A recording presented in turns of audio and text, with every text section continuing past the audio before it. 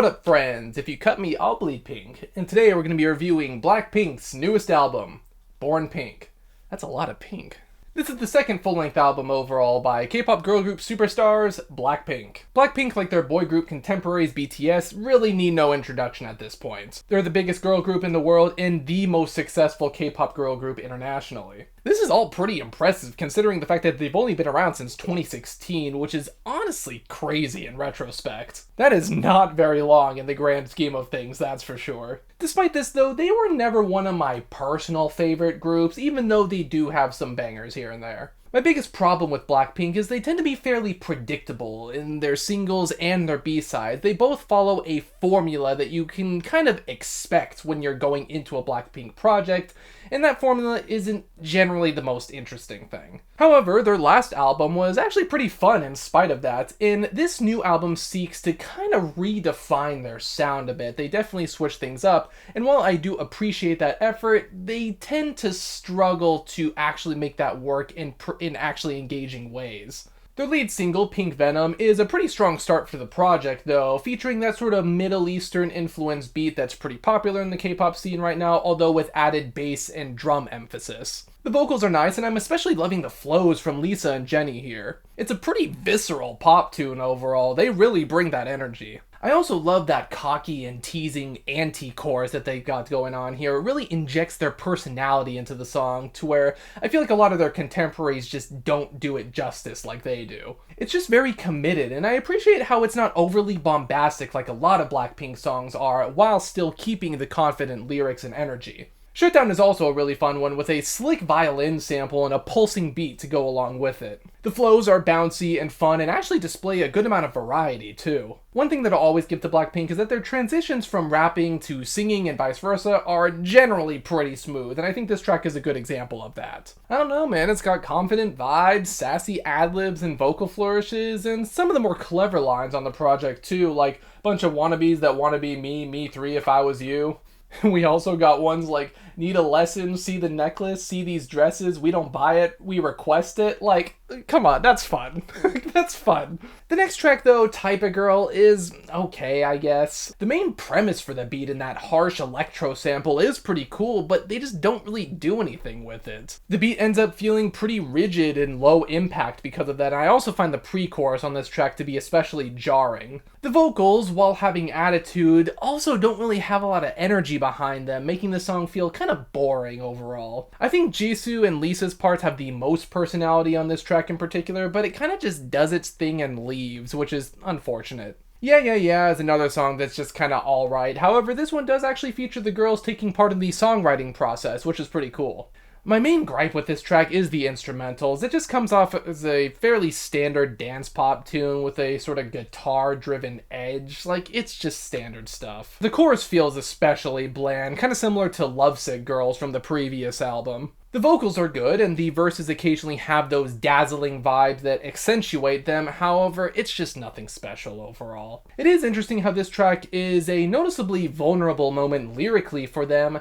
However, I'm not sure how I feel about that fade out. I feel like that's something we can leave in the 80s. Rosé's solo song, Hard to Love, is one of the best songs on the project. It really takes those 80s synth-pop vibes and just runs with them. Groovy and smooth bass, glamorous guitar picking, and lively yet serene vocals just create a very nostalgic experience. The instrumentals have a very natural touch to them that hammers home the very expressive flows and pining chorus.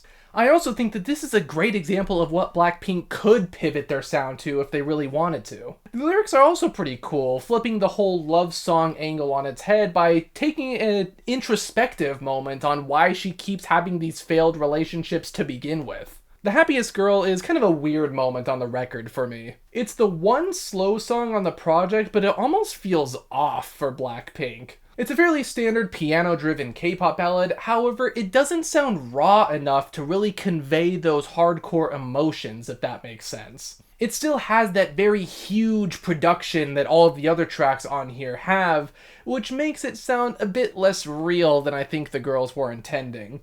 It's not a bad ballad, and it does attempt to change things up with a sort of booming beat in the latter half.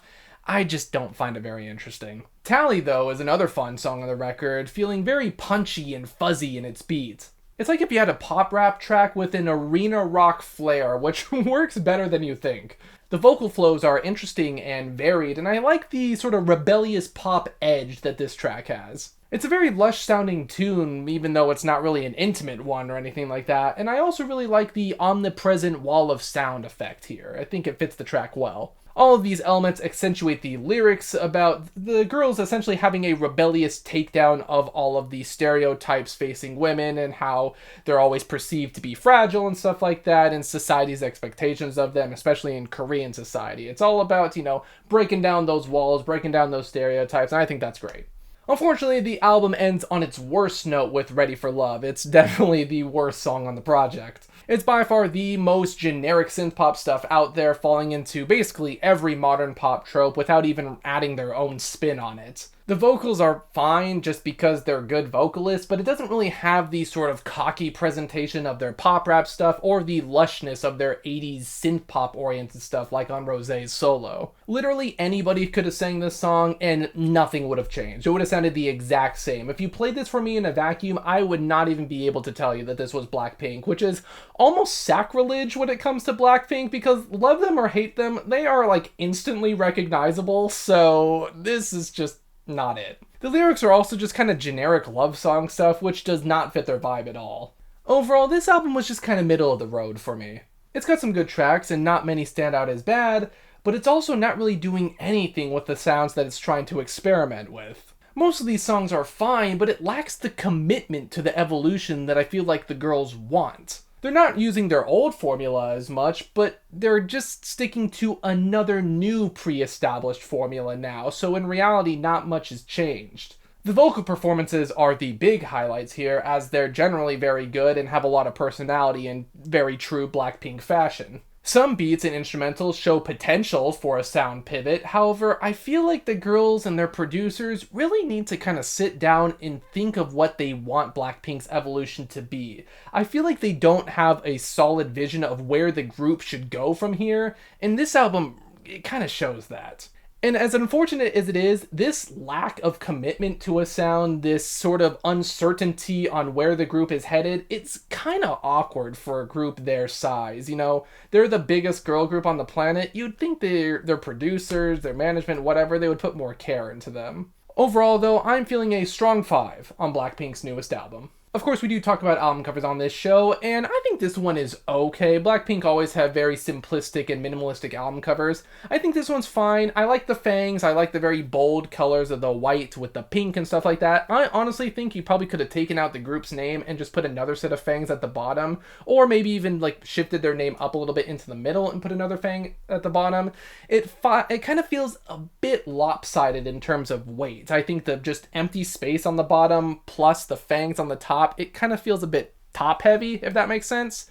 So I think if you either move their name into the middle or just removed it entirely and put another set of fangs at the bottom, it would have been a bit better. But of course, those are just my thoughts on this newest album by Blackpink. What did you guys think? Do you actually like this sound pivot? Do you think this is maybe a direction that the girls should go in the future?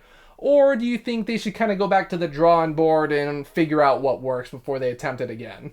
Let me know. Be sure to like, comment, subscribe, ring the bell if you too bleed pink, and until the next one, farewell.